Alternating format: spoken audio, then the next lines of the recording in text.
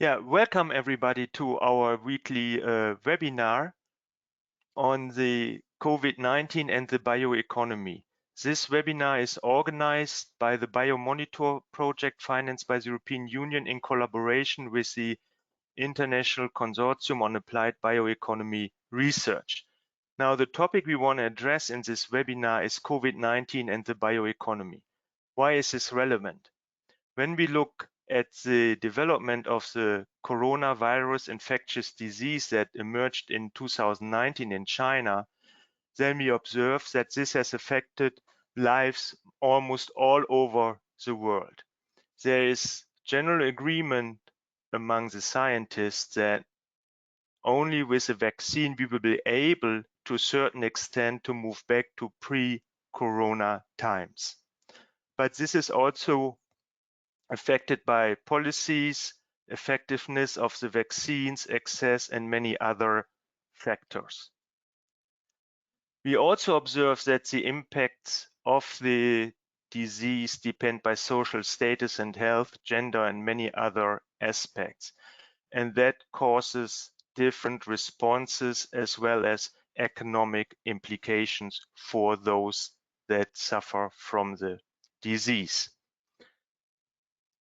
Now there is a role for the bioeconomy to contribute to reduce the impact of the disease on our economies. There are expectations that the bioeconomy may, for example, improve our health, reduce impacts at different levels, and also generate new growth opportunities for recovery. When we look at the bioeconomy, then we normally mean by this the renewable biological resources from land and sea to produce food, materials, and energy. The recovery is a serious challenge for all of us. It is influenced by economic as well as political circumstances, such as, for example, the length and kind of lockdowns, the specific recovery policies that are implemented, for example, should governments provide loans and grants to those being affected. So in summary, the question that we like to address in this webinar is to what extent the bioeconomy can contribute to recover and also support participation and reduce discrimination. For this webinar, we have 5 international renowned speakers that will address different aspects with respect to the bioeconomy and COVID-19.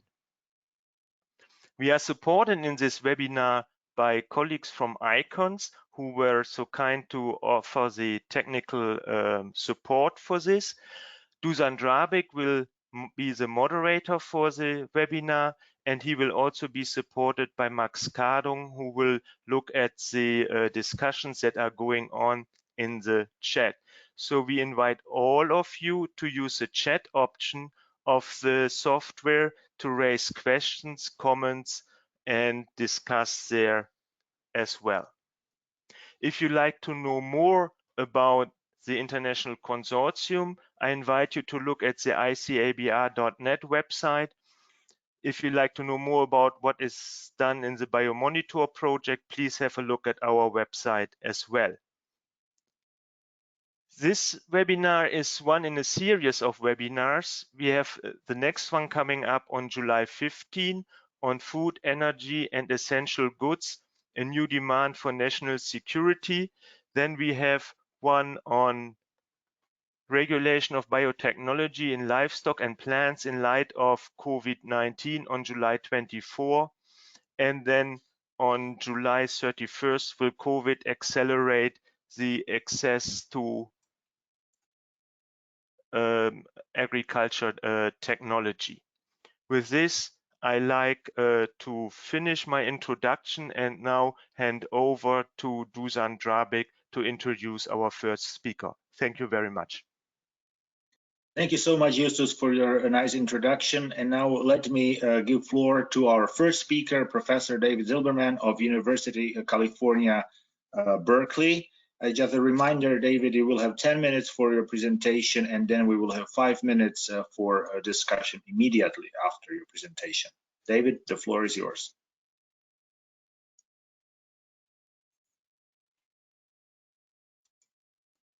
Okay, it's a real pleasure to be here and a big honor, and I really am quite excited about it. I'm really a big admirer of the conference, and I really think that the bioeconomy is a key element in the future. So I will start with a little bit of economics and try to look at some of the principles that guide us behind the regulations, some of the political economy considerations that we have, and then how it relates to the bioeconomy.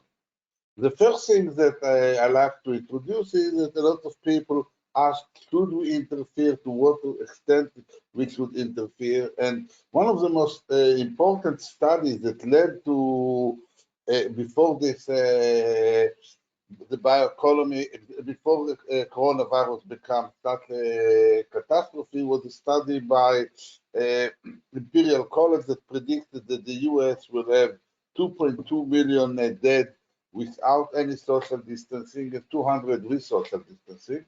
So a lot of economists from all over the world said, should we introduce social distancing?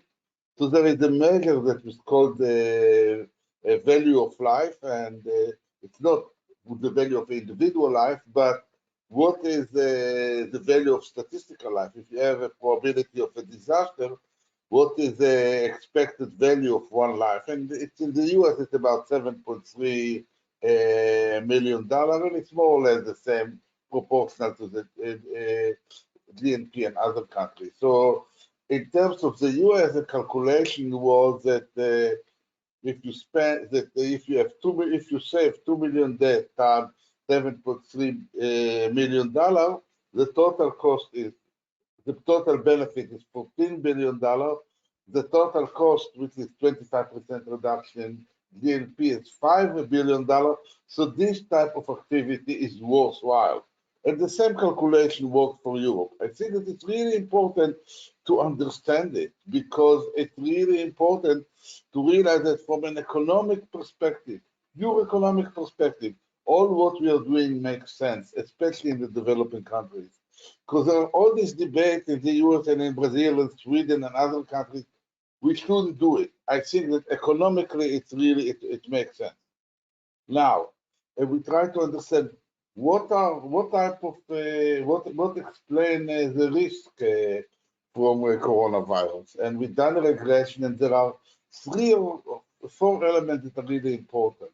Population density, percentage of population above 65, average temperature, and the number of the tourists. And generally speaking, countries with high percentage of older people, relatively cold climate, a lot of tourists and population density are more vulnerable. It's not random that northern Italy, where they have a lot of tourists, life expectancy is probably the highest in Europe, maybe except of Spain, and the climate was very cold, was really the key, the starting was the key center of the disease originally. So I think this is really important. These are the very factor. But there is another thing that is important, the social safety net.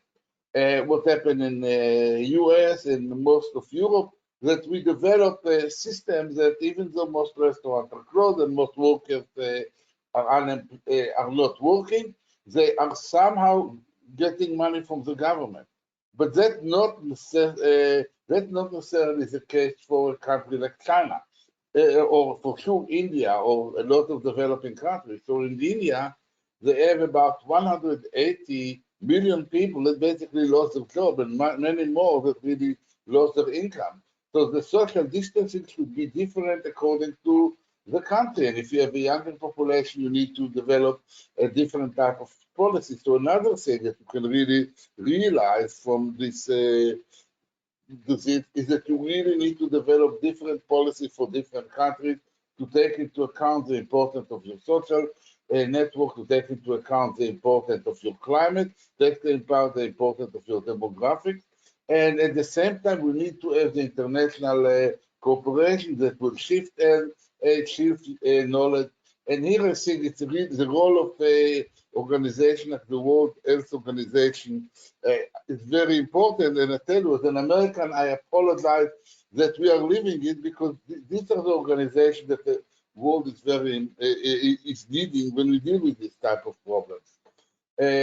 Now, if we look at the influenza pandemic over time, there are random variables. They are basically, if you look at the number of people that died in terms of the present, in the Spanish flu, we have 50 million that died, which is equivalent today to 216 million. From 57 on, we have about 6 million people that died, which is equivalent to $12 trillion.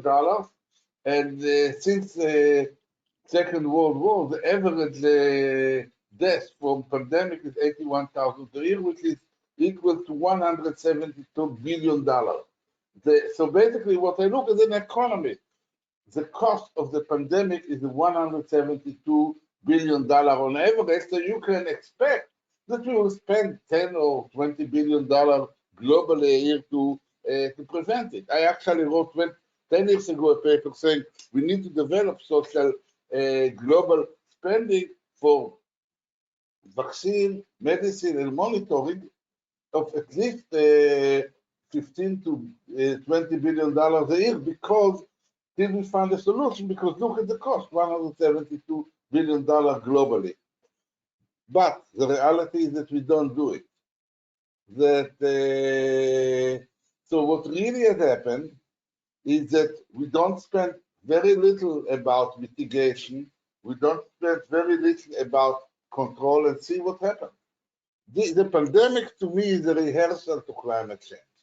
It really shows that if you don't spend on mitigation, the cost of adaptation are much worse. Here we spend nothing on mitigation. We should have spent $25 billion. We should have a war on influenza like we have a war on cancer. And think about it, all the world is benefiting from the war on cancer that started in the US 40 years ago. It really was a key to most of the changes in medicine, and then Europe has several things, but you don't have something similar with influenza. So the net effect is we didn't have mitigation, so the adaptation are very high. The cost of the adaptation here, which I think will be about 20 or 30 trillion dollars, not to mention incredible political instability. The only good thing will be that I hope we will have a new president. The cost is much higher than all the cost of mitigation that we could ever do. So when it comes to climate change, the lesson is you need to mitigate. And now, what is the bioeconomy doing? If we start to mitigate, if we try to solve the climate change problem, if we try to address the problem, to take seriously the Paris Agreement, to work together, we need to move from a fossil fuel-based economy, from a non-renewable economy to a renewable economy. And the bioeconomy is a key to decarbonization. It's a key to replacing fossil fuel from renewable fuel, introducing recycled renewable plastic, replacing petroleum-based with plant-based products, sequestering carbon by tree and biological processes, reducing the greenhouse gas effect of agriculture with better varieties and modern technologies. Now, as I said before, I really apologize for US policy with respect to WHO, with respect to climate change. I hope that it will be changed within 6 months.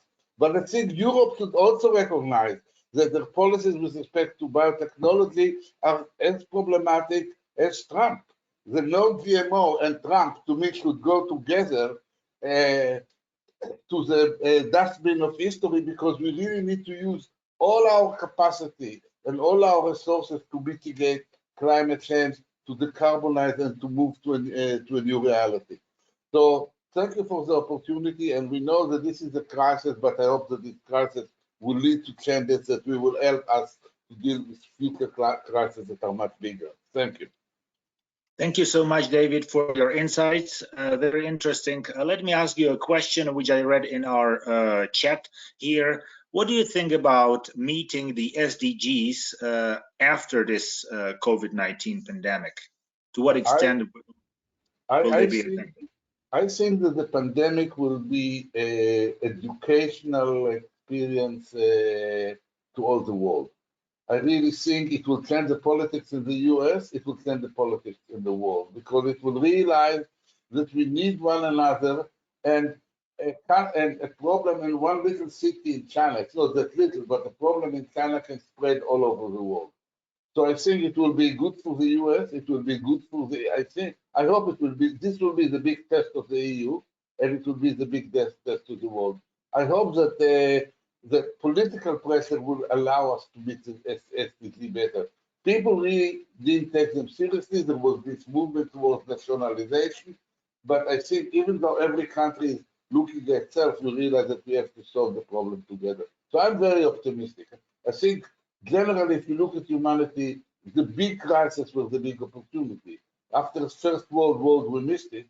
After Second World War, we did something good, and I hope that this pandemic will help us to renew the Paris Agreement and to meet a lot of the SDGs, because now people don't take a lot of the international responsibility seriously. Thanks. Another question I have here is, how long do you think this crisis will continue, and will it ever end? Oh, I have no doubt that it will end. Hello? Yes. I have no doubt. I believe that within a year we'll have a solution. You can look at the stock market. You look at companies in Europe. In Oxford, already they have a solution. In the US, there are 2 or 3 companies that have a solution, and I think that within 2 years it will be over. I think it should have happened. I think it was that more than other things. It shouldn't have happened. It was mismanagement on all parts. The fact that you have so many tourists in Northern Europe with a disease that came from China, and the fact that the US did nothing about it really caused the problem. Look what happened. Italy more or less was able to contain it, but and they were suffering more than anyone. And in the US, we make mistakes. So I think it will be containable and a vaccine will be available. I worry more about climate change than about this thing. Okay. And let me ask you one more, maybe a provocative question. Do you think that this COVID-19 will not reduce investment into bioeconomy? Oh, it may reduce investment in the bioeconomy because a lot of people say we have to go organic. But a lot of time you can learn the wrong lesson. My feeling, our challenge as scientists is to convince the world and to convince the government. And I really think that I worry. I'm living in a community which is split, but generally, because generally we are realizing that we need CRISPR, we need biotechnology, we need all this stuff in order to move forward. A lot of people are anti-vaxxer, but the good thing is that I think that with Trump, a lot of the anti-science will go. People realize that whenever you have a problem, you need science. So I think that altogether we can do it, but you have to do it in a responsible manner. So I think to me, this is an opportunity for science to reassert itself. This is an opportunity for the EU to have a much more enlightened policy about technology, and we really have to educate the countries that if we manage science appropriately, it will be done well. Now, there is one issue that we really don't know: what really happened in China. That's the thing that is really important, because to me, if there is one thing that people are worried is, if you give biotechnology or this tool to everyone, what will happen? What really happened to China? Now we need to develop international governance that apply everywhere. Even during the Cold War, the US and Russia were able to deal with a lot of diseases.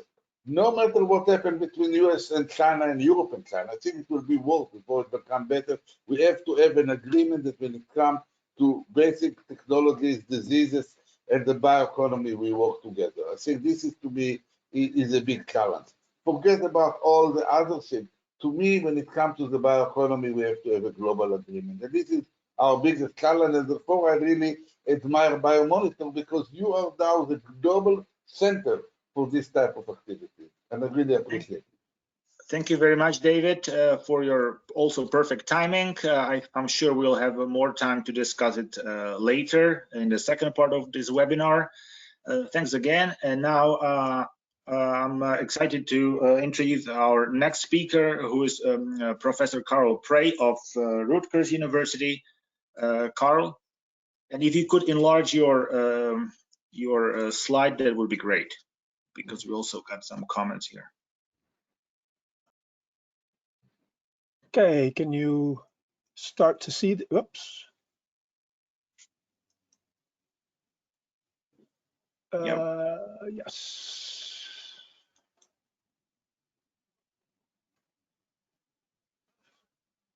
Okay, so I appreciate Eustace for organizing this this first one of our second set of seminars. Our first set of seminars that ICABR was involved in were last month. Sarah Savastano set them up with a group of international development agencies in Rome and beyond.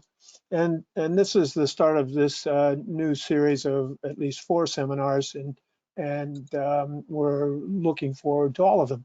So I'm going to try to build on what David said in a much narrower perspective, I suppose. And also, I'm going to try to put this stuff in the framework of what a lot of our research at ICABR has been on, which is the innovation systems that support the growth of the bioeconomy. And I'm going to be doing basically a lot of speculation today about what's going to happen with the what kind of impact the pandemic is going to have on the bioeconomy and the recession that is coming along with it. And so I'm going to do some speculation, but really I'm going to be starting this by asking for input from people and hoping that I can and you can get some ideas out of this. So the major source of bioeconomy innovations is from the private sector and from private sector R&D of one sort or another. And so I was trying to pull together a few numbers to see what was going on with some of the major sources of innovation, the big companies that we can get data from their annual reports, et cetera. And you see that from the numbers on this slide that even with these multinationals, we've got sort of a mixed story in terms of what's happening or what's been happening before the COVID-19 came along. And so in crop research, you have this kind of mixed story. Corteva has been going down, Bayer has been going up. We got an interesting slide on Corteva, on Syngenta, which after the Chinese government's takeover has been sort of up and down. So in the crop sector, it's been kind of mixed where the investment's going. In machinery, the leader is John Deere, and in that area, it's clear that R&D has continued to go up. Likewise, with veterinary research, you see an increase from Zoetis and Boehringer Ingelheim. I don't know how to pronounce it. This is just their animal health component, which has been going up. And then, of course, with biofuel, and I'm looking for a confirmation or not from David, but in biofuel, R&D has really collapsed, and I'm not sure what's going on with biomass. Now, a lot of the innovation in the bioeconomy is not by these big corporations, although they both innovate and they finance small companies to innovate.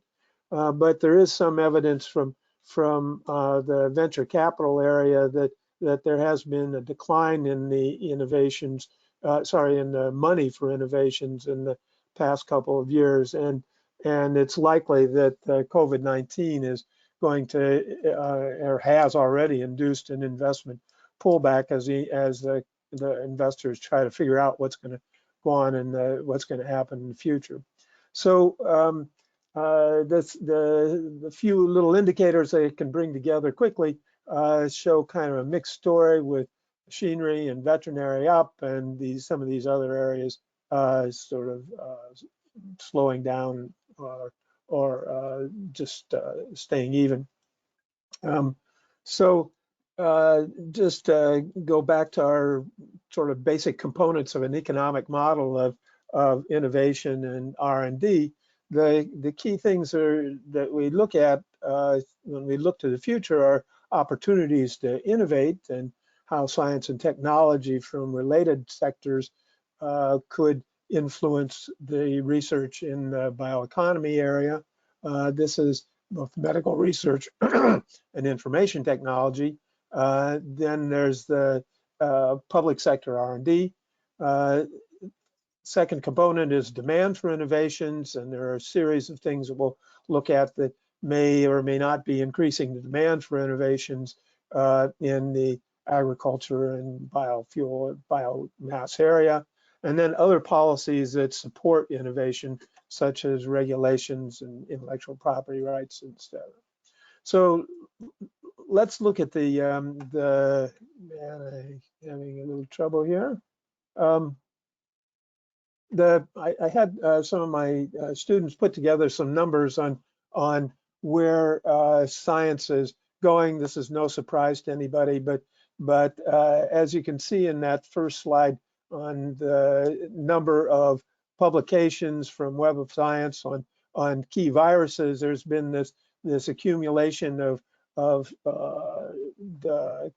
viruses that are animal and human health, and the huge jump at the end there, the COVID-19 virus, which is being done, actually is more being done in China than the US right at the moment, but China and US are the main ones, then Italy, England, Germany, etc. Whether this will follow the same kind of pattern as the SARS articles did, I'm not sure. I just put that slide in so that you see the big jump when SARS is big, and then it kind of levels off afterwards. But the major point is that these advances in science, and they're going to be huge for agriculture, energy research, and specifically livestock disease prevention and control is benefiting greatly, and will benefit greatly from the huge amount of investment in COVID-19 and similar diseases. And there's spillovers even into viruses in maize already is coming up in East Africa and elsewhere. So there are a series of spillovers that are going to be taking place based on the research that's focused on COVID-19. 2 minutes. Okay, thanks. Second, there are these rapid advances in genomics that can increase productivity of plant and livestock research. The new tools of research, CRISPR, transgenic plants are not so new generally, but in some areas they are. And then advances in information technology and investments in IT infrastructure that many countries are making. These are creating opportunities for science. The other kind of thing that creates opportunities is what's happening with with government research. This affects private research and innovation with a lag, but still is something we need to consider. And right now, we're getting different pictures from different countries. USDA research has been declining. Germany's research, agriculture research has been increasing. And I note from one of the slides that's coming up in the next presentation that the EU Bioeconomy area has gotten $10 billion of euros to support innovation in the bioeconomy area. So again, this is going to be an important thing to monitor and for the near future. The second part is what's going to happen to the demand for bioeconomy innovation. Certainly, this continuation of diseases is going to create more demand for this kind of research, and the pandemic itself. We were not clear what kind of disruption of the food supply chain is going to take place, but certainly the demands for vegetable-based meat, e-commerce, things like that are up. Pandemic has highlighted the shortages in agricultural labor in many areas, increasing the demand for mechanization. And then we'll have to see what happens with agricultural prices and oil prices in terms of generating demand. And then finally, the demand for green economy and demand for resources like water and environmental services is certainly increasing. Regulatory policy has already been mentioned. In addition to this, there are these new models of public and private partnership that are taking place even in the US, which is not that keen on investing in research, but for even the Trump administration has seen that they need to make serious investments. And I'm with David in hoping that people learn and remember the importance of science as we hopefully change administrations. And finally, I'm not going to, not much, this is sort of generic stuff, but it still is the case that we need to have continued investments in biological research and applied research where appropriability is weak.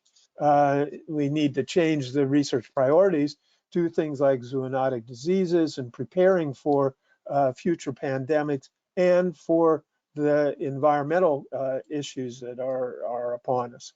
And this can be done through encouraging public-private partnerships, regulatory changes, and new structures of research. So with that, I leave you, and thanks very much. Thank you very much, Carl. Frequently we hear that some people are concerned about access to technologies. Do you think that this will change with investments in biotechnology? Well, I think that some kinds of biotechnology certainly are moving to more access. In other words, the changes that are coming along because of CRISPR, CRISPR and other gene editing technologies have greatly reduced the costs of being able to produce new technologies and to get them through regulatory systems in many places, and therefore there'll be more competition in this area, and this should be pushing the prices of many kinds of biological technologies down. And so, you know, there are changes like that are creating more space for small companies and more ability of those companies to compete and produce new products. The other thing that's happening is that people are becoming more and more aware of the importance of, particularly in developing countries, importance of methods of getting technology out to the last mile. So there are these consortia of private and public sector groups, for instance, that are trying to make sure that animal vaccines get out to the farmers out in Africa and elsewhere. So there are a number of both institutional and technological things that are going on that hopefully will be making some of these technologies more accessible. And one more question before we move on to another speaker. Do you think that the heterogeneity of regulatory innovation across the world has has any effect? Well, of course, it makes it very, you know, it complicates the whole trade situation and gives gives countries that don't want, you know, don't want to have more control over their imports and the ability to use regulatory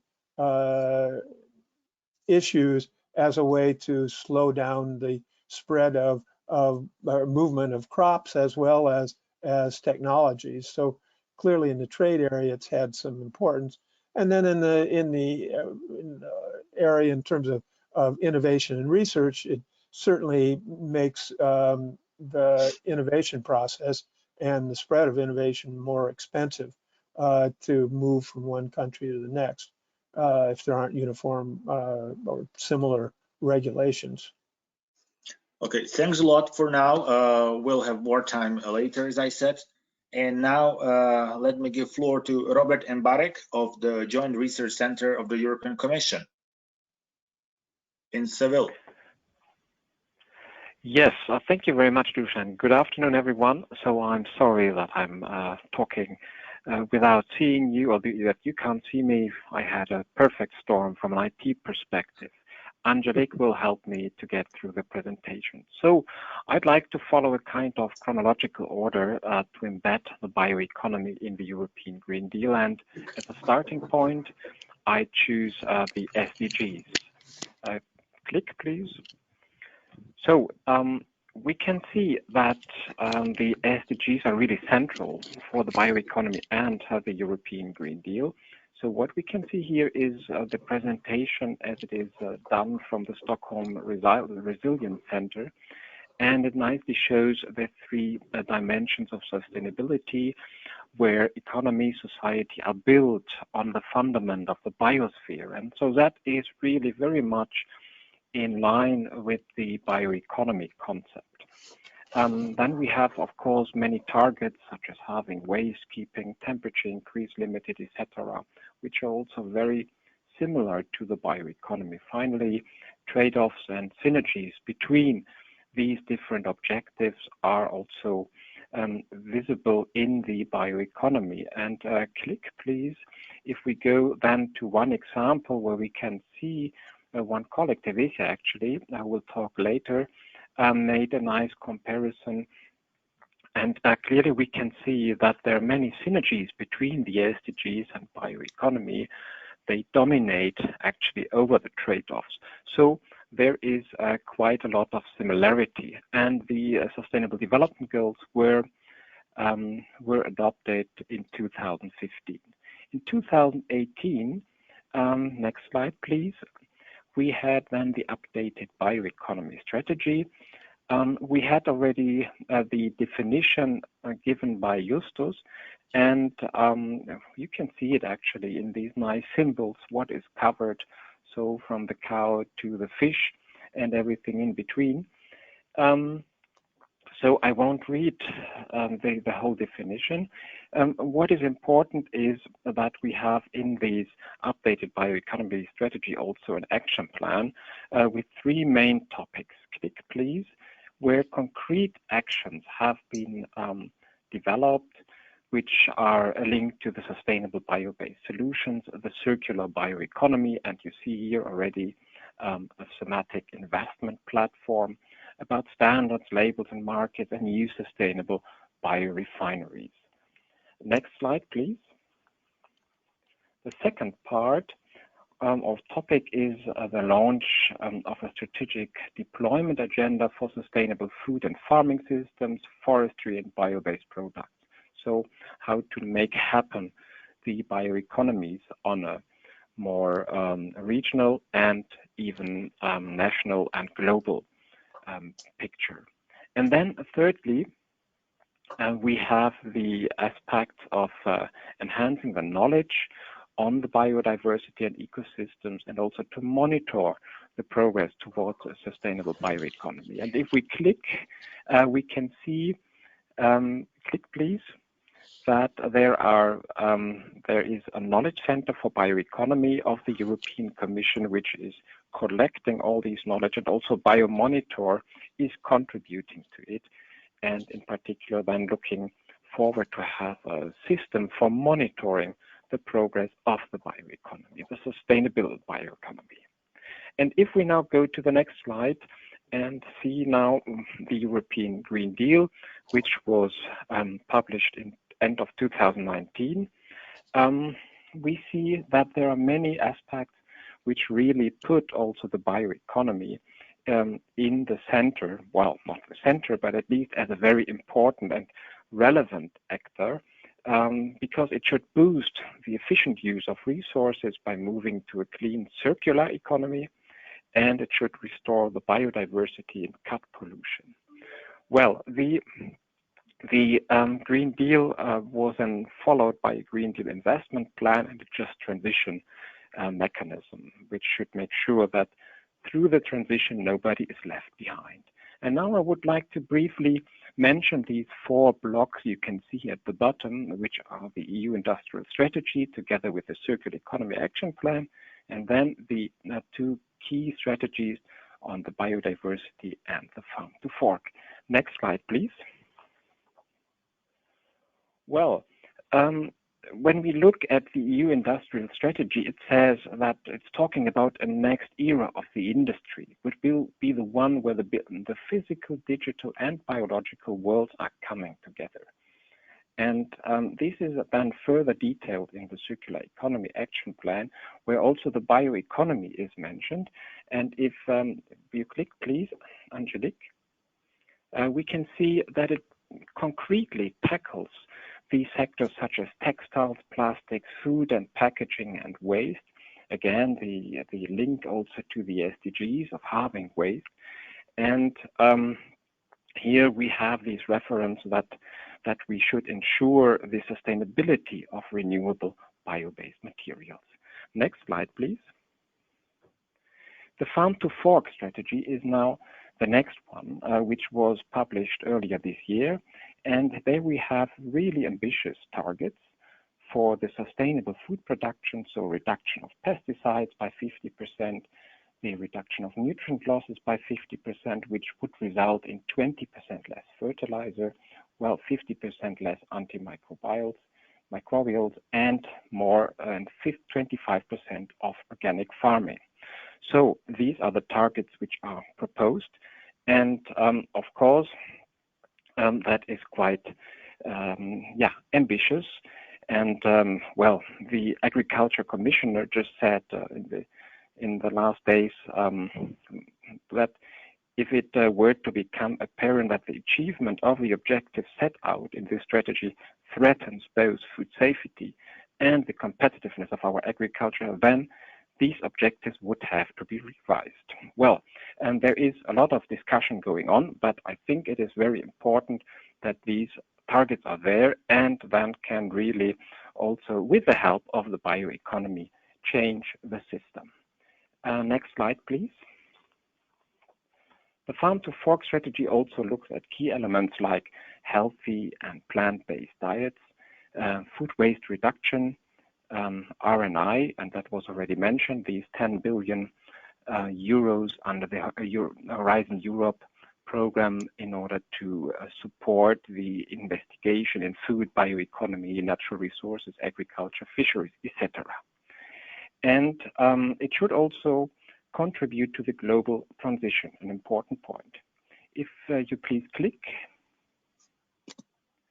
then we see again that in this Farm to Fork strategy, the bio-based economy or bioeconomy plays an important role, not least also to have an untapped potential for farmers and to create new jobs.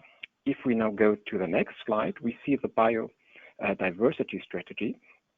And here I just have selected 4 important points, which again show how much this relates to the bioeconomy and really creates a new framework.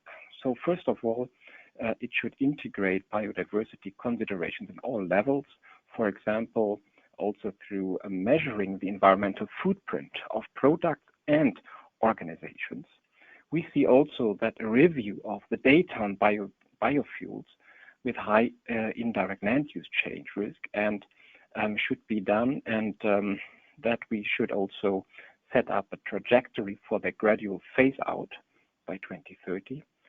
The trade part is quite important and should be looked at on biodiversity, and then also where the GRC is also quite active, the EU and global biomass supply and demand assessment. 1 minute. Next slide, please. Yeah, okay, 2-3 minutes, thank you. Then came COVID-19, and you all know what it had for an impact. You see in particular the red part in Europe where we have a strong GDP decrease. Next slide, please. And the policy response came, and a strong one, which tried to integrate both, so the Green Deal and the recovery plan. And we see here that there are real important budget made available, which also takes into account the multi-annual financial framework over the next 7 years, but also some new budget in order to to survive this crisis. An agreement is in the next week at least searched. And as mentioned, what is important, and that is my last slide now. Can you go click once? Okay, that is not only the detail with all the money, and then the last slide, please. Well, sorry, that is one more. And there is one example. No, could you please go back? Okay, so that is also one example how the macro region, the BioEast countries, so that is the eastern part of the European Union, sees this also as an opportunity to tackle the crisis, in particular in those countries which have an important biomass, bioenergy, bioeconomy potential, which has not yet been fully used. So taking, let's say, the opportunity and make the green investments, and that is of course, and also tackling the bioeconomy. And now the last slide, please. Well, we see that that the investments should be done in a green, digital, social, and more resilient EU, and there we see opportunities for and from the bioeconomy. So if we look at the investment in the sustainable bio-based solutions, well, there are already quite a number of success stories. I have just taken 2. You can find many more. Investors' decisions, of course, play an important role. And there's one example, the joint undertaking of the bio-based industry, where important money comes from the private and from the public. And we have also then the preparation of a new partnership on the circular bio-based Europe. Some further click, please. Some further considerations. Well, we all know that inaction would be more costly than financing the recovery and transition. Well, one could argue that there is a kind of that there could be a kind of creative destruction, but there are more than one dilemma, and maybe we can talk about this later. That is a quite interesting discussion. Also, we are talking here about a lot of trade-offs and synergies. For example, the impact of the low oil price has a number of implications. We should not underestimate the consumer awareness and the role it plays to really put this into action. And finally, all in all, it's about policy coherence with the SDGs as a guiding principle for the Green Deal and the bioeconomy, also in the times of COVID-19. Well, that was a quick journey through the policy situation, and yeah, thank you for your attention. Thanks a lot, Robert. You perfectly used almost all your time, so there's only time for one short question here. What do you think will be the priorities of the Green Deal in the light of maybe reduced funds in the current era due to the crisis? Well, I would say from a public point of view, there are maybe even more funds, at least in the short time. Yeah, so I would be rather, if you look at the the program of the recovery plan, you see important investments, which also should be made, in particular in the green economy, in order to make the transition happen and really grab the opportunity. But as mentioned, there are dilemmas. You also have to make sure that nobody's left behind. And so I would be, let's say, at least from the public point of view, from the public side, more optimistic and say it might even increase.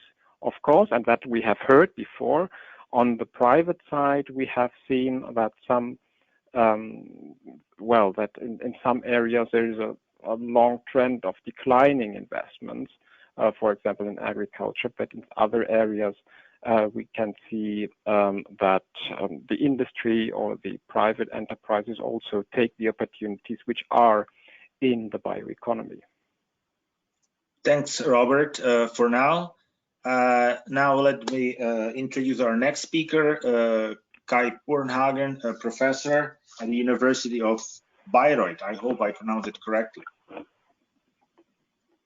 Very good, Dusan. Thank you so much.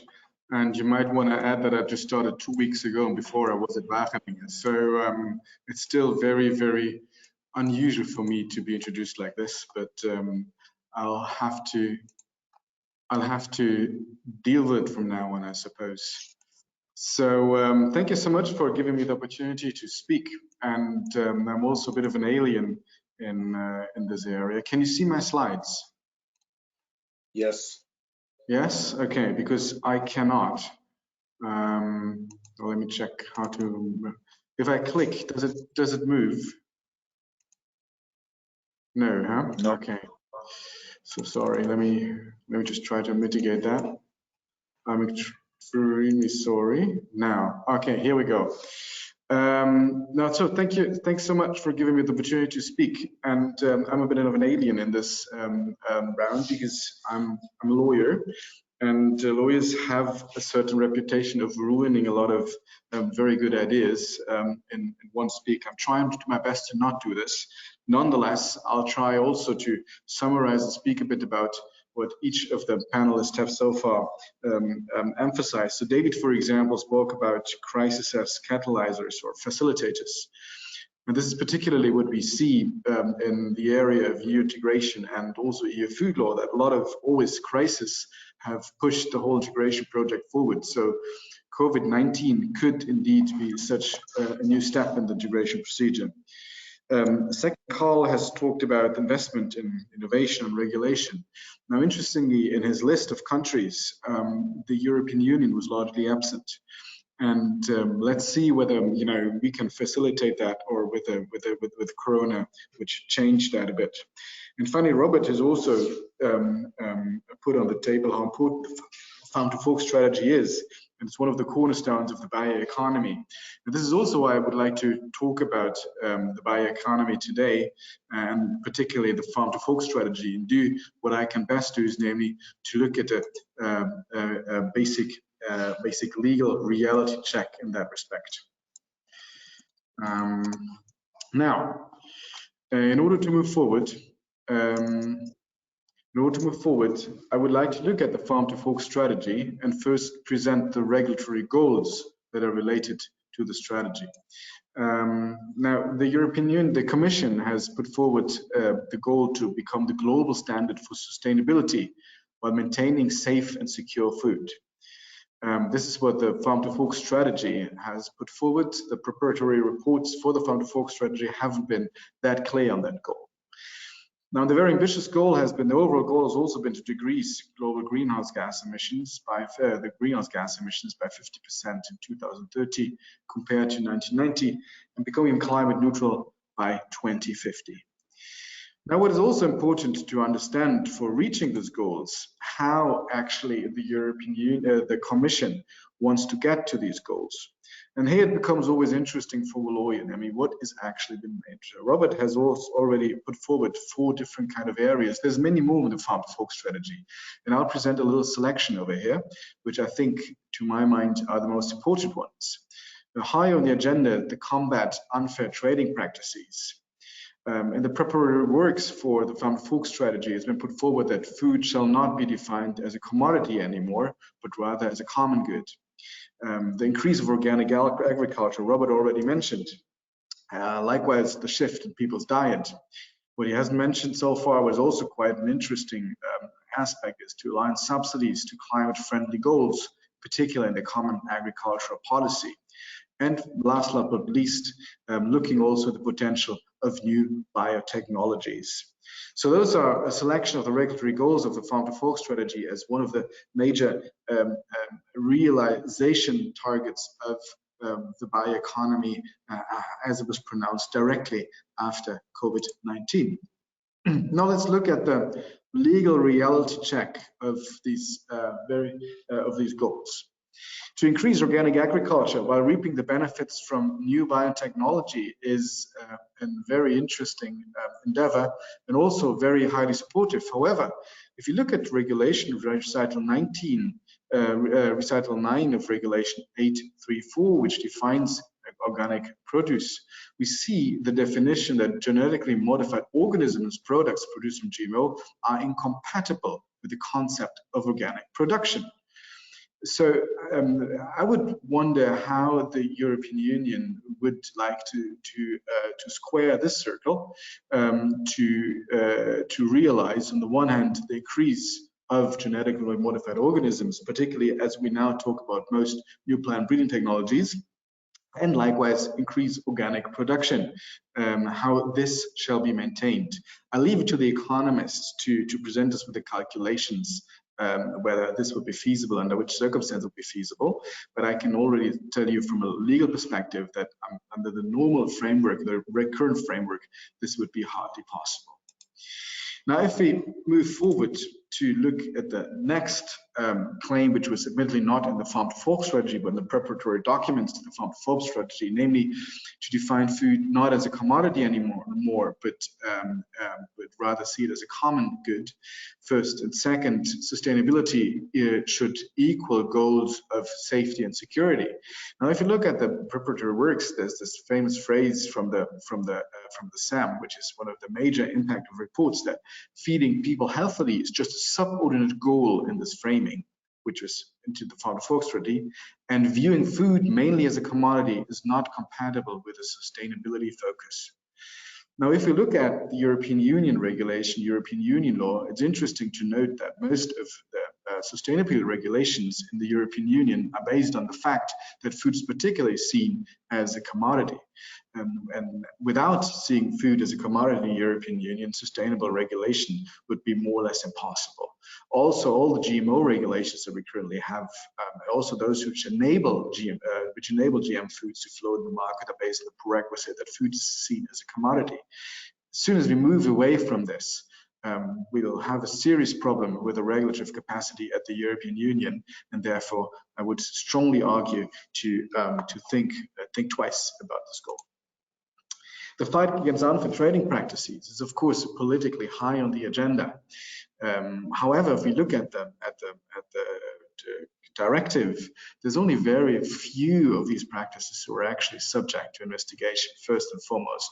Second, already the competence regime to regulate these kind of practices is highly debatable. I wonder how even an increase would be possible without legislative change in that respect. 2 minutes. If you look at it, thank you. If you look at the shift in people's diets, which is also an interesting point to be raised, which is fully supportable, but this will be hard to be brought in line with the line of consumer sovereignty as developed by the court and developed by European Union law, which is a guiding line for consumer law based on Article 114.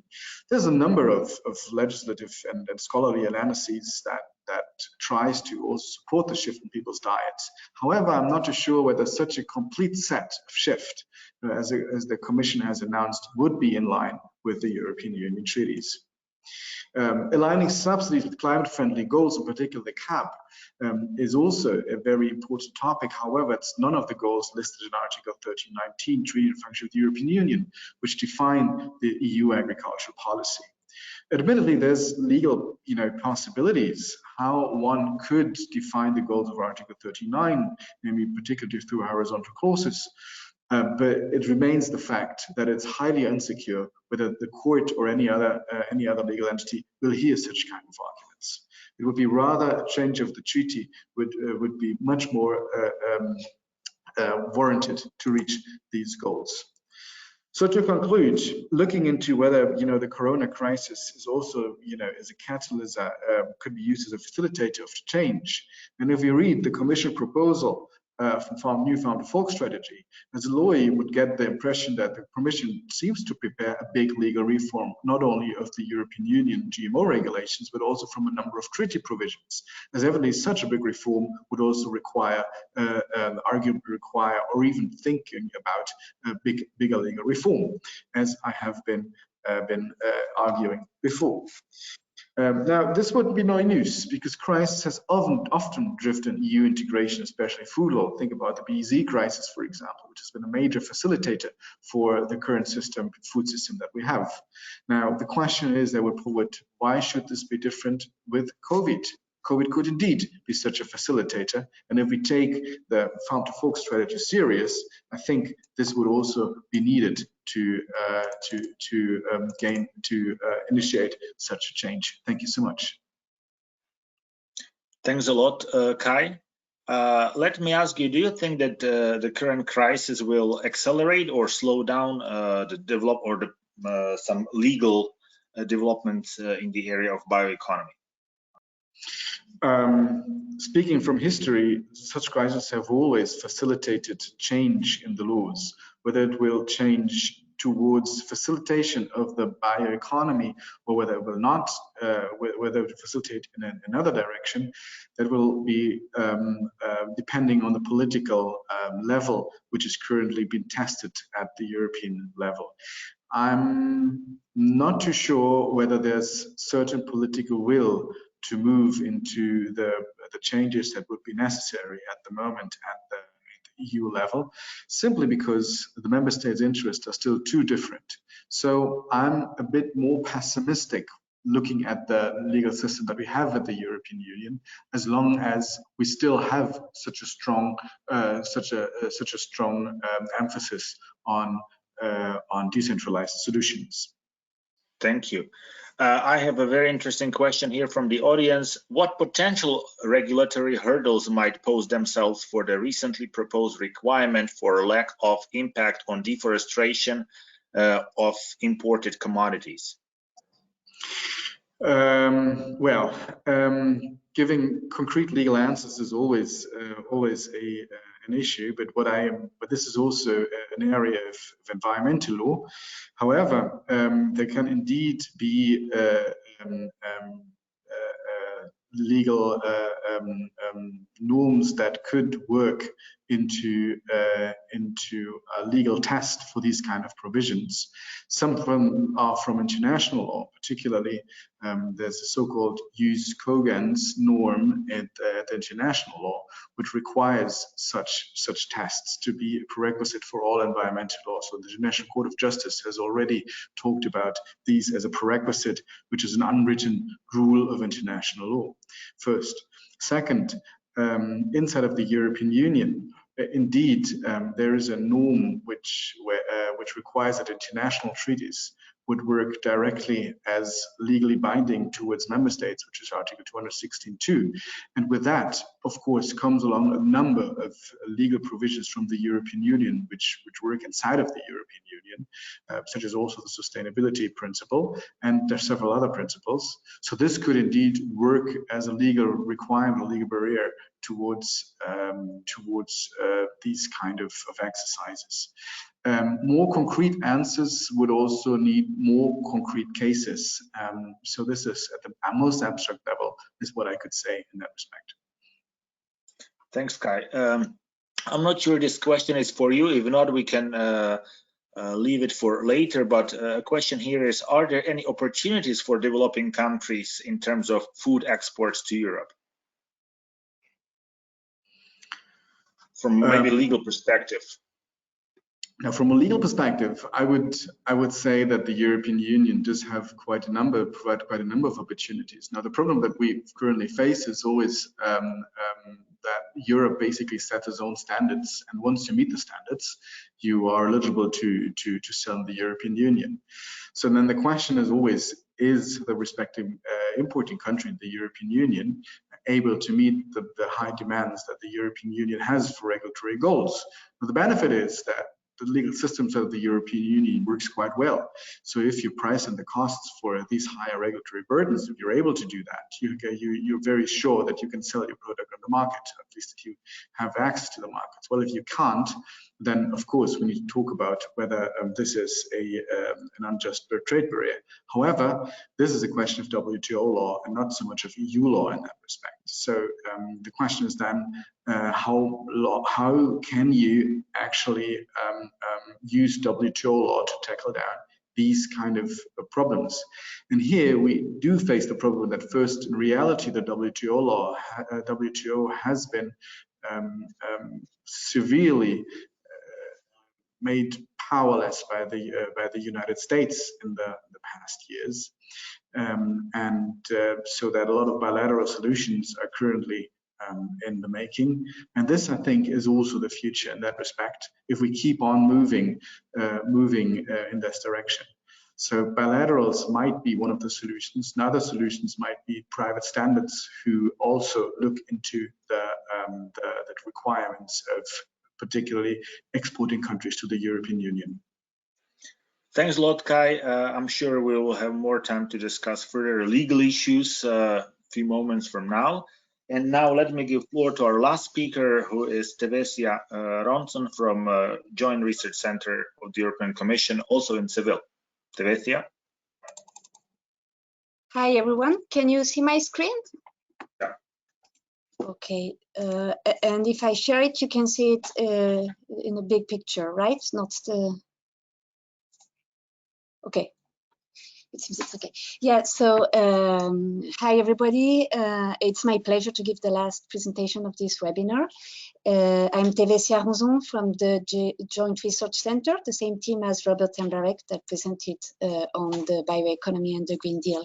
And my presentation will be on the development of the bioeconomy in the European Union, with some emphasis on how did the European bioeconomy reacted to past crises, and also some consideration on income distribution and equality, as it was the topic of today.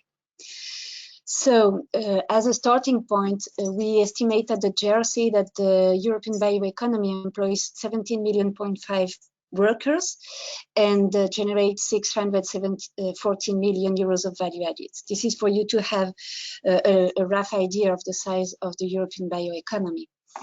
But then the European bioeconomy can be then decomposed across sectors. We consider that the European bioeconomy is composed by the production of biomass, agriculture, forestry, fisheries, and then the manufacturing of bio-based products and the production of bioelectricity. And from those two pie charts, you will immediately see that agriculture in green and the manufacturing of food, beverage, and tobacco in yellow are really dominant sectors in terms of contributing to generate jobs in the EU bioeconomy and generating also value added, and even more for the value added. But if we look now at the capacity of the different sectors of the bioeconomy of creating value added per person employed, those two sectors finally are not so performant as the one at the end of the spectrum. The manufacturing of bio-based plastics, pharmaceuticals, and chemicals, for example, and the production of bioelectricity. And why do I dip into this sectoral decomposition? This is because, and we'll see it later on again, because according to the composition of the bioeconomy of one given member state, the bioeconomy will react differently to crises and contribute differently to the different facets of development. In this case, for example, social development with employment and economic development with value added. But very important, you have here kind of an average picture of what the bioeconomy is in the European Union, but there is no one bioeconomy in the European Union. Actually, if you compare with what is happening in Finland, you see immediately that the sectoral decomposition of the bioeconomy is totally different, with forestry and the manufacturing of wood products and wooden furniture, the manufacturing of paper, very significant in terms of contribution to employment and even more in terms of contribution to value added. And then I could put also the picture for Ireland with the specificity of having a very large contribution of the manufacturing of bio-based chemicals, pharmaceuticals and plastics to the generation of bioeconomy value added. So there is no one bioeconomy in Europe, but let's not say that there are 27 either. We can define some broad patterns across across Europe. For example, here we have plotted the 27 member states according to two characteristics. On the horizontal axis, you can see the capacity of the member states of employing people in the bioeconomy. And on the vertical axis, this is the labor productivity of the bioeconomy in the member states, meaning the value added that is created per worker. And when you plot the different member states, you immediately identify four main groups, four main bioeconomy patterns, illustrated here with colors, and that's deriving from their sectoral composition. In fact, those member states in green are the member states that have developed very strongly the primary sectors of the bioeconomy, agriculture, forestry, fisheries, and some low labor productive sectors. Then if you move on the purple member states, mainly Central European member states, we can say that industrialization has taken place in those member states with diversification of their bioeconomy into manufacturing sectors. But still, the labor productivity of those member states is below the EU level. And then above the EU level, you will find all those orange and red member states, Northern and Western, in which the bioeconomy is even more diversified, and especially towards those sectors that had high labor productivity in the bar graph I showed earlier on. For example, manufacturing of bio-based chemicals, pharmaceuticals, production of bioelectricity. And also they have been able to improve a lot the labor productivity of their agriculture, which was one on the left-hand side. So all this to say that there is no one bioeconomy in the European Union, and depending on their sectoral decomposition, they will react differently to crisis. So before tackling this crisis issue, I wanted just to summarize what is going on, the trends over time in the European bioeconomy. If we look at the development of jobs in the European bioeconomy, you can see that we have lost around 2 million jobs over the 10 years that are monitored here, mainly due to restructuring trend in agriculture. But now, if you look at the development of the value added over time in Europe, you can immediately see that in 2009, there has been a sharp reduction in the total bioeconomy value added, mainly due to well, a consequence of the economic crisis at that moment. So we have been digging a bit on what happened during this crisis, and we thought a good candidates would be to look at Greece, because unfortunately for Greece, it has been mainly one of the most heavily affected countries within Europe by the 2009 economic crisis, not only on the economical ground, but also in terms of employment. You can see here the development of the employment index over time with the base year 2008, and indeed after 2009, there has been a sharp decrease in employment. But the question is now, what happened in the bioeconomy in Greece? Well, with this red line, you can see that there also has been a decrease in unemployment, but it has been, let's say, a bit delayed compared to what happened in the overall economy. And in proportion, also, the decrease has been smaller, meaning that within the Greek bioeconomy, there have been sectors that have been able to retain jobs and to buffer these trends towards sharp unemployment. And this is exactly what happened with agriculture now here in green. In agriculture in 2009, the number of jobs even increased in Greece, and in 2010 also compared to 2008 we had more jobs in agriculture than before, and then it decreased, but in a smaller proportion than in the overall bioeconomy and the overall economy, meaning that at the time of when people were losing their job in other economic sectors, they were able to employ themselves and earn an income from agriculture. So in the time of crisis, agriculture has played really a strong role, strong social role in buffering the negative effect of the crisis. To be honest, this has not been the case of all the sector of the bioeconomy. Now, if we look at the second main important sector of the bioeconomy in Greece, you will see that it has happened exactly the contrary. A lot of jobs have been lost in the manufacturing of beverage and food and tobacco, even in a higher proportion than in the overall economy. But then, once the economic crisis came to an end, it had recovered very, very fast. So again, I wanted to emphasize that the bioeconomy has multiple facets, and the different sectors that compose the bioeconomy will react differently to different shocks. And this is maybe the strength also of the bioeconomy, to be able to employ some people in some sectors when they lost their job in others, and to be more or less efficient at creating value added per worker. I had here some illustration for other countries, but I will go directly to the impact of the COVID crisis, which I think is more of your interest. Of course, I'm not, sorry? 3 minutes. Okay, so of course I'm not able to give any quantitative assessment of the impact of the COVID crisis on the bioeconomy, because as you could see, our time series ended in 2017. We are not in monitoring real time. But an interesting source of information is this survey that has been conducted by the French Bioeconomy Cluster towards some members of a specific French region, in which they collected qualitative information, but still it gives interesting insights. So overall, and I was surprised, the overall answer of the members of this bioeconomic cluster were very positive. The members, oh, sorry, it was not my intention. The stakeholders of those bio-based value chains that has been surveyed did not seem to have suffered from disruptions in their supplies nor in reaching their end markets.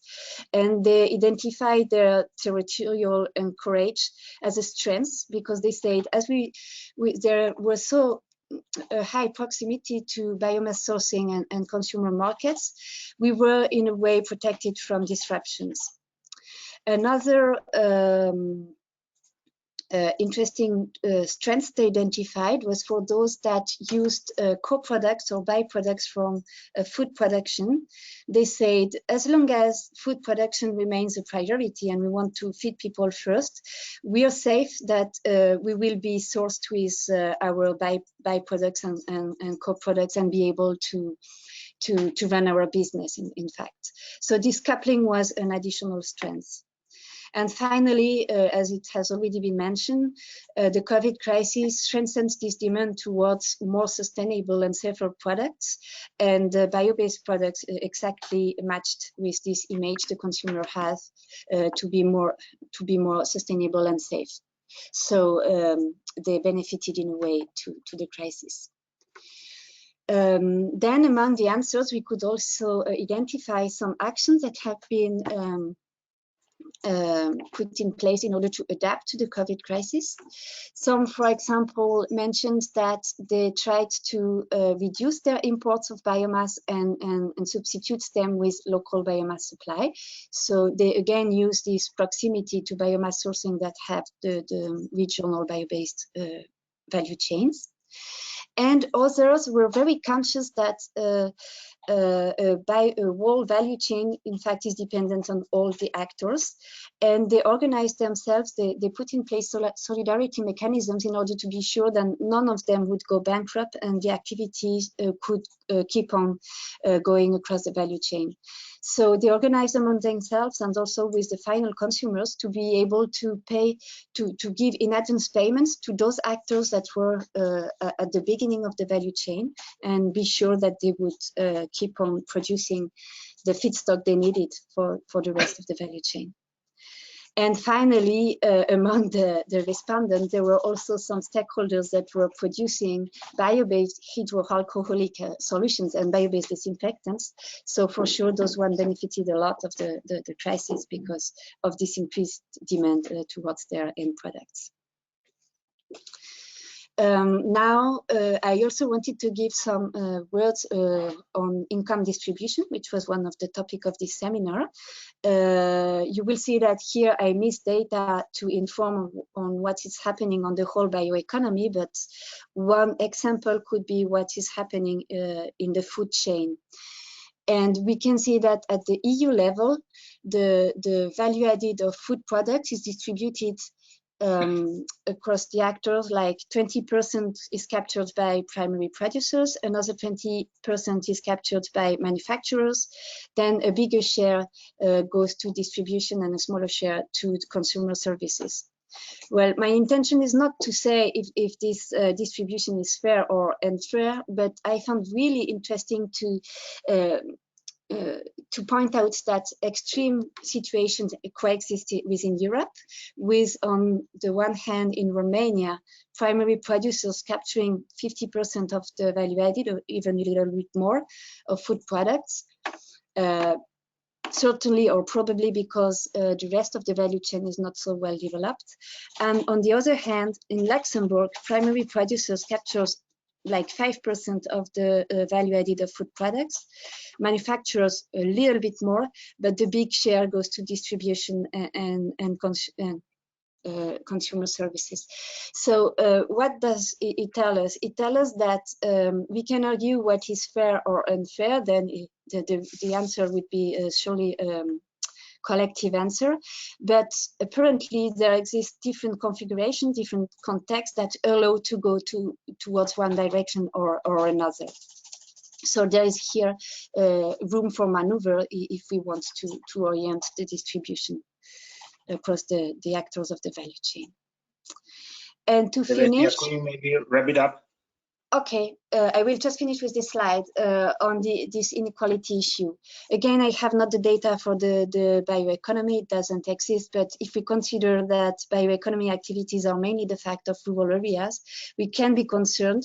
We see that the poverty rate in rural areas is higher than the poverty rate in the whole territory, but with some hope because this gap is narrowing over time. And finally, in terms of inequality, in terms of income, again, no data for the whole bioeconomy, but if we look at the farmer income, we could have bigger concerns because all over the whole period, farmers' income was less than 50% of the average wage in the whole economy. So certainly there is an issue here that could be debated and addressed. Dusan, I will finish with this, and thank you all for your attention. I think we will have more time for the question and answer. Thanks a lot, Tevesia. I have here a quick question for you from the audience. What is the purpose of the European Commission in order to increase the share of value chain of producers? Primary producer, do you mean? I think so, yeah. Well, there is ongoing working groups and reflections on exactly those unfair trading practices that Kay mentioned earlier on, which are part, in fact, of a bigger debate on the distribution of the value added among the different actors, and which was in some extent raised by the French farmers when 2 years ago there was this milk crisis, and they said the milk crisis happens because we have a so low share of the total value added, and we want to gain bargaining power, and we need instruments for doing that. So the discussions are ongoing, and I cannot give the result of this, but at least intention and efforts are there. Okay, thanks a lot, Tevetia, and thanks a lot to all of our wonderful presenters. Now I would like to give floor to Max Kardung, who was monitoring the chat section or in question section, and I'm sure he can identify some interesting question to kickstart the discussion. Yes, thank you, Dusan.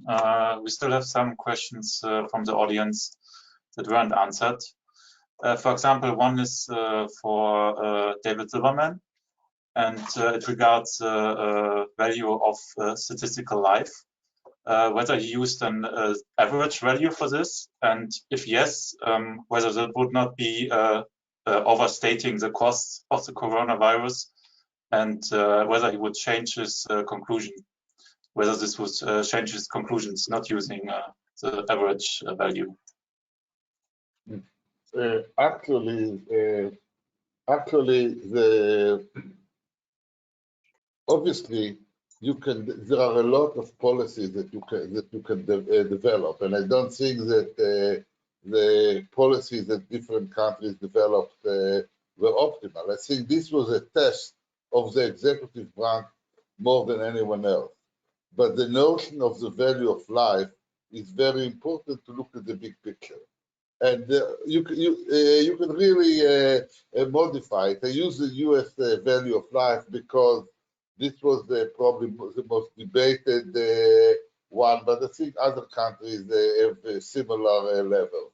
Now, even if you look at the global value of life, which is about $2.3 billion, it will justify a high degree of social isolation, at least in the beginning. As time goes on, you develop mechanisms that you have different differentiated policy. You continue school, young people continue with their activity. You isolate older people, but at least in the beginning, you need some sort of drastic moves. And generally, countries that did it more effectively operated very well, and the countries that didn't operate in a consistent manner, like my own country, didn't operate that well. So the value of life is a very important tool to argue that when everything's said and done, you need to have this type of approach. The number that I saw, so really, you have speak about benefit of about at least 10 billion, at least 10 trillion. It's a low value of life, and the costs are much lower. The thing that I worry is the sharing of the burden. In a country like India, the poor share the burden. In the US, at least up to now, it's not necessarily true, but we'll see what will happen after. And I don't know how it's happening in developing countries. To me, the poorer is a country, the more you really need to take into account how the social safety net work. To me, this is the biggest challenge of social safety net work and doing it effectively, as well as leadership and inducing people to take the right measure with minimizing the effect. There are certain policies like having wearing masks that are reasonable. Other policies, you can debate it, but the value of life is a good indicator where to start and where to go. Yeah. Okay, then maybe another question towards all of the speakers would be what we can learn actually from previous crises, such as the oil crisis in the 70s or recently the financial crisis for now the corona crisis. Yeah, let me say a few words on this, and that has already been addressed by Kai and by David as well. So normally these crises always did result in drastic changes. When you think about the oil crisis, we had policies implemented on restricting the use of cars, etc. When we had the financial crisis, governments did jump in to secure the banks. You can always debate whether or not these drastic policies are justified, but at least they did happen. And often what we observe as a result of this, things move to a better level than they had been before the crisis. So, and I agree there in this regard also with David that this crisis, as bad as it is, it may generate also some positive effects with respect to changing now how our economies work. And I think that is also something that many people expect from this crisis when we look in particular at the EU policies, that it will give even a stronger impetus on, let's say, policies that are supporting the bioeconomy, for example. If I may add, from the perspective of EU law, what we've seen in the past that has been done, particularly addressed by some political scientists, it has always resulted in an increase of competences for the EU level. So whenever we came out of the crisis, the result was an increased regulatory capacity at the EU level. I'm not too sure whether after COVID this will also be the case, because it looks like a bit more hesitant than before, like the respective legislative changes, but we'll see. We're still not yet at the end. Excuse me. It looks the interesting thing about this crisis is that as opposed to like the food crisis some years ago and some of these other crises, is it really has is a crisis on the demand side. I mean, you know, the incomes have really gone down for you know, some of the poorest groups, and some of the probably is going to be for some of the poorest countries. And so, you know, the major response then of governments is social safety nets and things like that, and they're things that are sort of not directly related to the bioeconomy in many ways. I mean, it's the food crisis from some years ago led to these really high prices, and so then people and countries and governments responded to those high prices with more research on agriculture and things like that. And so I'm still kind of struggling to see how this crisis, which is really a income crisis and demand side crisis, how that's going to play itself out. The other thing which I wanted to bring up is and this is a question that I just put up, is I'm curious how different interest groups in Europe are making use of the COVID crisis to push their own agenda. You know, the Green parties have their agenda, and in a sense, much of you know, some of the things we saw today in the PowerPoints and stuff seem to be the Green Party agenda in some sense. But what I mean, the farm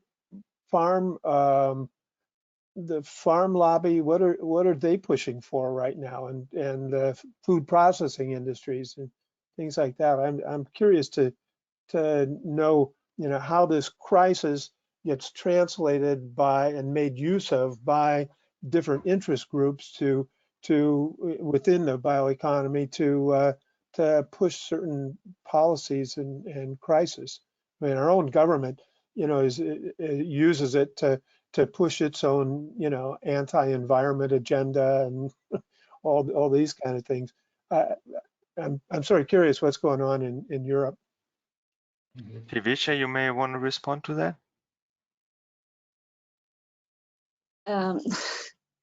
Yeah, of course, the different interest groups will try to make profit of the crisis if it helps. On the political agenda, I'm not sure what's the answer, because I think even within the same representative groups, for example, farmers representatives, you will have different counteractive forces. Some will argue that we need to produce more food in order to be self-dependent in the case of a new crisis. Others would say, yeah, but we also need to produce sustainably, and it sometimes means to have lower yield. So I think for the moment it's not exactly clear what will be the dominant orientation, let's say. Correct. I think that one of the main lessons of especially of the financial crisis, is that when you have a crisis in our new world, you can really use a monetary policy to deal with a lot of the side effects. And I think that's something that really, if there was one thing that worked very well, is that countries were daring to expand their social safety net more than they have done before. I think Europe was really lucky to have Draghi, that in my view saved the EU after the financial crisis. So to some extent, I worry that at the end we may end up with an inflation. But as long as countries are able to contain some of the distributional effect and deal with the employment effect, that will be very good. I think that what really happened is that I'm not sure that interest group shaped policy. I think that obviously a lot of Greens suggest, okay, we don't need any experimentation, and a lot of people in the biotechnology sector think this is the biggest opportunity. But one thing that is quite clear is that people would like that the issues of increasing food safety and some sort of independence of the food system and redundancy of food system is very important. I think that this was really the advertisement to the notion of resilience.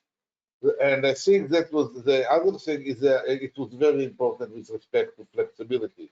The corporate sector, to some extent, was very nimble, and companies that were able to adjust benefited a lot. So the other thing that we would really see is that I think that you can really see that the pharmaceutical sector will get a new direction for a while. So these are some of the big changes that we are seeing. This is Robert. May I just come in?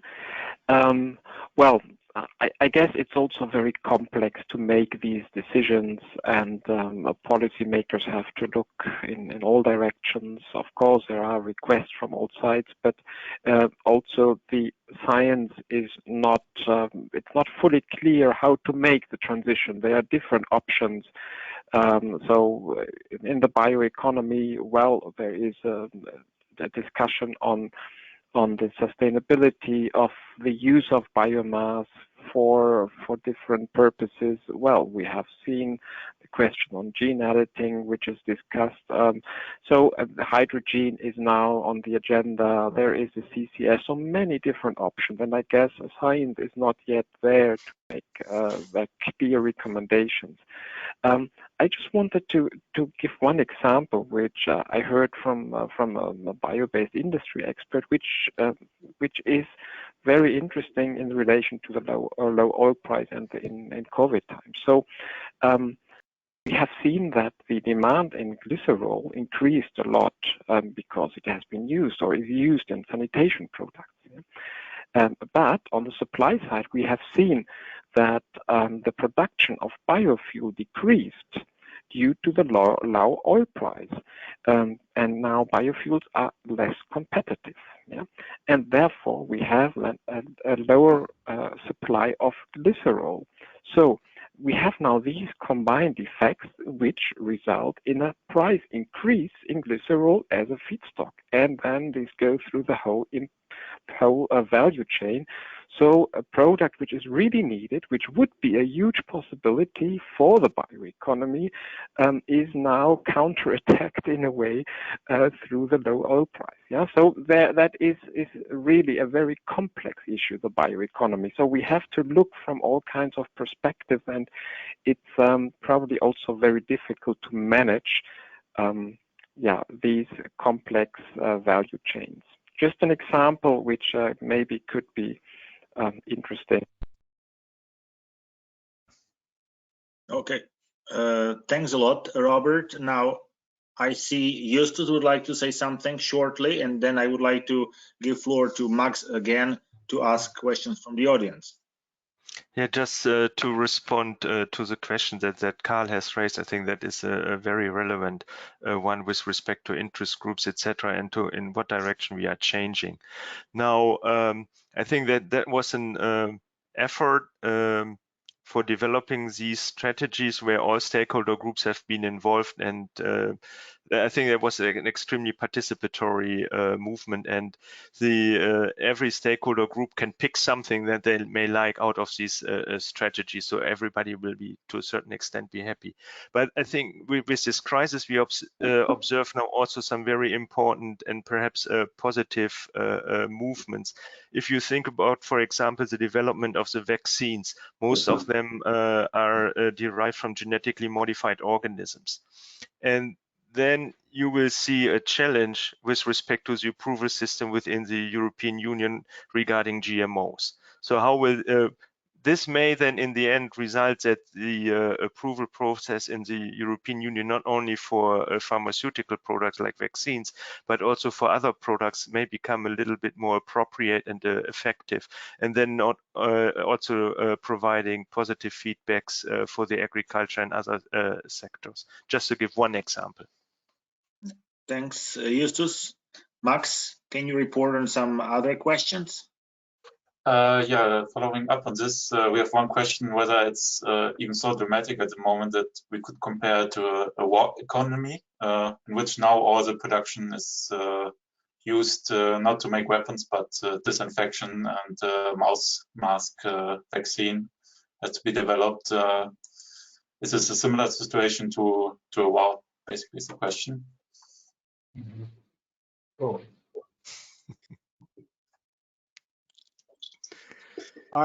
My president is trying to make it into a war economy, you know, so that he can, not that he's doing anything about it, but anyway, never mind. Serious answers from somebody else, I hope.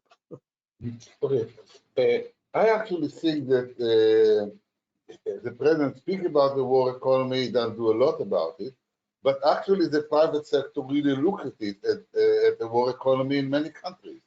I think, for example, if you look at medical equipment, how fast different countries develop ventilators. It really moved very fast. There were a lot of innovation in ventilators, and one of the differences between countries are their ability to produce ventilators. Another thing, our medical procedures have really changed very fast. Now, I live in a city in Berkeley that all the industrial complex now move towards producing vaccine and the same and research on vaccine. We have this huge institute that work on gene editing, and everything is towards vaccine. So I think there is an incredible shift in effort. I think, generally speaking, it is amazing our industries showed a lot of flexibility all over the world.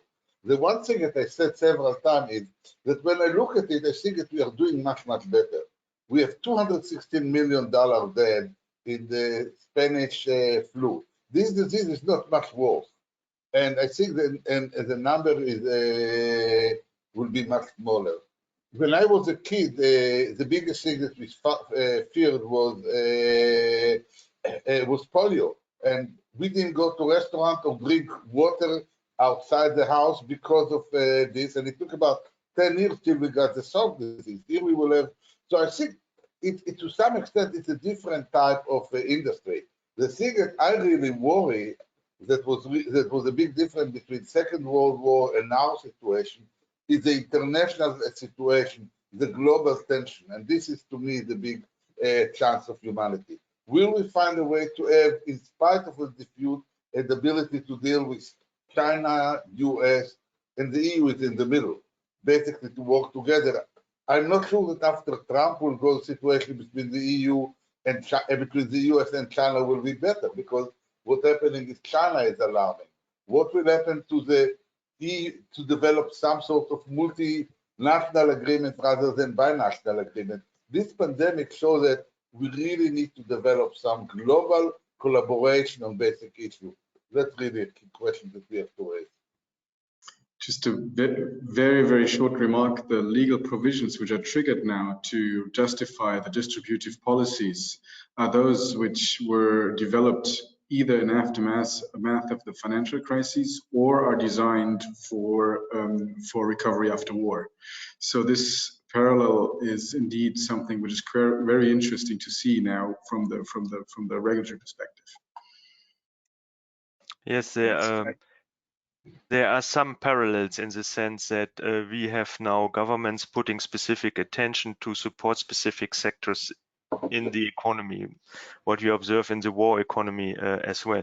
But in this case, I think it's more on the positive side, right? The in quotation marks, the weapons that we are developing are supposed to save and rescue people, and not the other way around. And I agree with David. I think one of the big challenges, or one of the good outcomes, will be to address this pandemic. We need international collaboration, and we need to work together. If we don't address this worldwide, then we will always have pockets from where the pandemic can spread to other parts of the world. That is, on one hand, a good thing to work internationally together. On the other hand, it's also the dangerous thing, that if not everybody is working and collaborating together, then we will not really be able to control it the way we would love and wish to have it. Thanks, Justus. We have a question here from South Africa. What is the role of the bioeconomy in strengthening the indigenous knowledge capacity of local communities living in rural communities to develop, for example, safe and quality plant-based traditional medicine in order to respond to COVID-19? I'm not sure. Maybe David, you would like to start? Oh, no, my feeling is that generally speaking, I think when you look at, I think that we really underemphasize. We didn't develop a really good system how to take advantage of local knowledge. It's clear. Number one is that we need to find a solution to the bushmeat problem, because it's clear that a lot of diseases are originated in the bushmeat and wildlife, and management of wildlife throughout the world and the supply chain of wildlife around the world need to be controlled, which also means that we need to have more biological research around the world about different type of species, different type of ecosystem. To me, the biggest problem with the bioeconomy today is that it's too much emphasizing the molecular rather than organismal. And the moment that you will say what are the links between different organisms? How can we understand the behavior of different ecosystem around the world and relate it to bioeconomy solutions? Then we can also understand how local knowledge can work. But I think that a key point that the world will need to do, because I don't think they develop it, I think it's global public good to develop 10 top-notch universities in developing countries. I think, to me, the CGIAR Center can be a beginning of new educational research center with respect to the bioeconomy, and then they can incorporate the knowledge. People worry about intellectual property. I think before you worry about intellectual property, you need to develop the property. And I think that we don't have enough research that will develop the mechanism that you will have valuable property. All the American companies that invested millions of dollars in native knowledge went bankrupt because there wasn't enough. You cannot study native knowledge from New York or from Berkeley. You need to have endogenous people basically take the local knowledge and move it up towards a modern science. And to me, these are such important assets that there need to be much more global collaboration. To me, the biggest lesson from all this stuff is that we need to have a global integrated system of foreign aid that has to go. We have to have international agreement that it's up to now to us to develop all the world, and then local knowledge will be there. To look at local knowledge as good, it exists there and we don't use it is false, because we cannot use it in a modern system. But if we take advantage to integrate it and to bring local people more to the scientific community, develop top universities and educational system in developing countries is a challenge. And I think all can share in it. So my basic point is that if I look at what the tragedy that was happening in the US and in some other countries, that income taxes went down a little bit, but the supply for public goods that is more peripheral, like foreign aid and other things, disappeared. It has to be restored, otherwise we'll have more and more crisis like this. Thanks. Max, do we have other questions from the audience? Yeah, we have another one. So inequality, I think, this was also highlighted a lot during this crisis. So one question is, what could be done to narrow the income inequality gap between the rural and urban sectors? And especially, what's the role of the bioeconomy in this?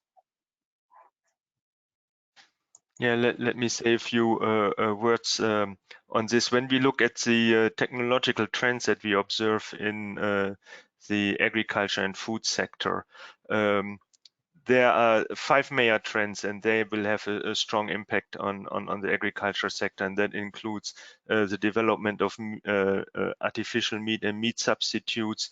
We observe the production of closed aquaculture systems, which are good for the environment, preserving coastal areas and regions and fish populations.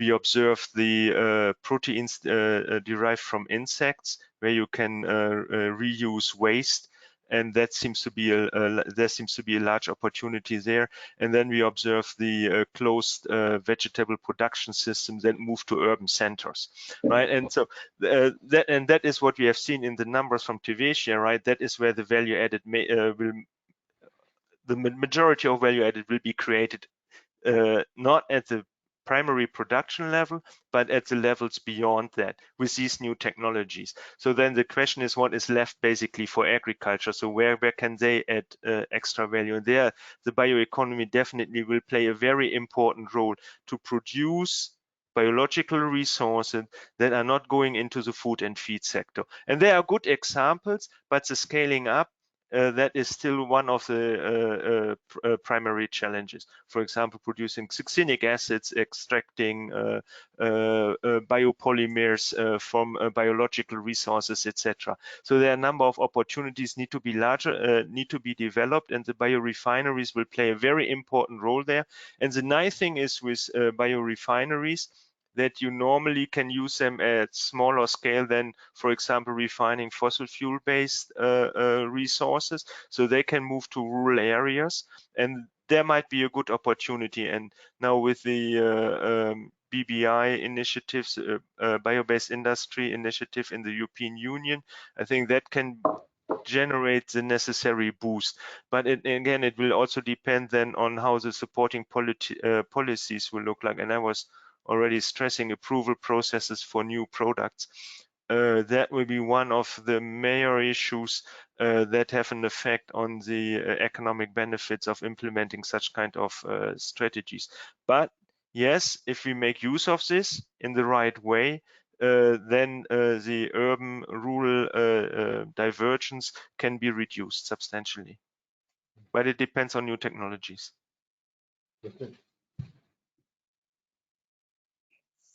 If I may also, the future cap is not yet agreed in the European Union, but there are proposals circulating, and among the proposals, it seems that every member state will have to define its own strategic plans, and in every strategic plan, they will have to propose bioeconomy actions, meaning that farmers will receive also cap payments according to actions they do in the bioeconomy. For example, producing non-food crops, or elaborating a small-scale biorefinery, or well, diversifying their income with this kind of bio-based products, or first step transformation for bio-based value chains. So this is one more action that could be put in place if this proposal is agreed, in order to push the bioeconomy on the farms. So this is for agriculture, but then now in the bioeconomy strategies, there are also specific actions for the territories, so that go broader than only farmers. They also address needs for fishermen and foresters and other people from the rural areas. So there is at least an identification that the bioeconomy should also grow in the territories, and that the benefits of the bioeconomy should be distributed among a larger number of actors as possible. I think that the key point in the bioeconomy is to develop some sort of incentive against to reduce carbon use.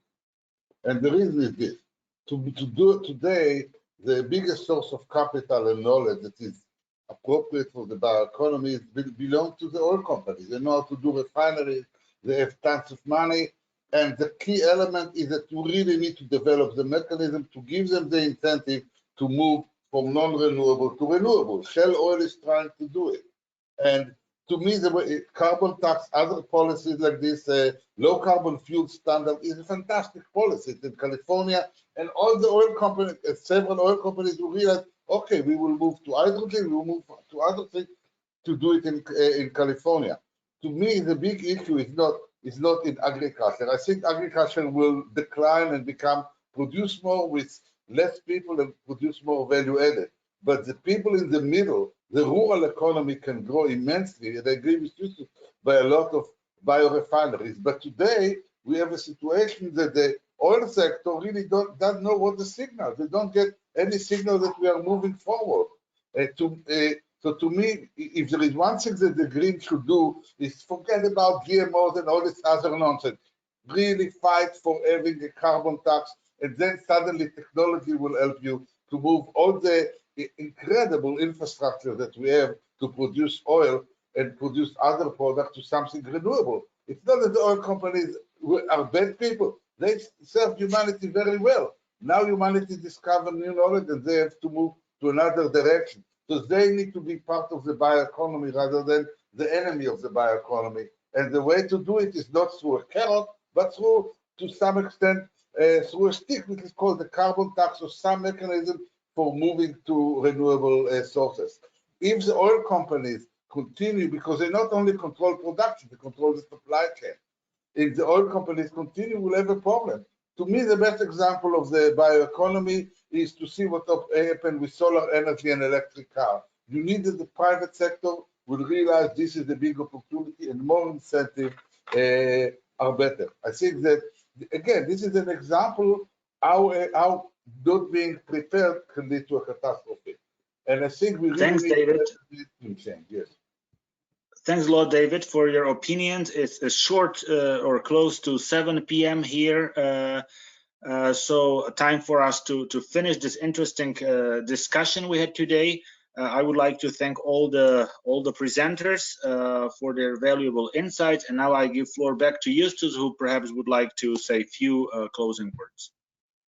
Yes, thanks again to all the presenters. I think we saw nice presentations and also had a very lively discussion. Also, thanks to all the attendees for the questions that have been raised. So we got a number of questions. We unfortunately were not able perhaps to address all of them. But what we will do is making the presentations available as well as the recordings of this meeting. So you have the opportunity next week then to look back at the event and basically update your knowledge on what was happening.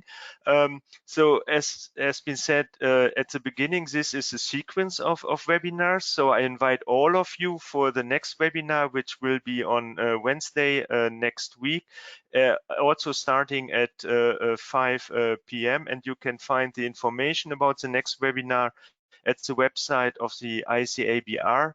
And please also stay tuned. There are other webinars following the one organized by David on new plant breeding technologies and biotechnology, as well as by Carl Prey and colleagues on agriculture technologies. So look at what we are doing, and I hope to see many of you at the following seminars. Like to also wish you a nice weekend and enjoy the situation as it is, and stay safe. Thank you. Thank you. Thank you.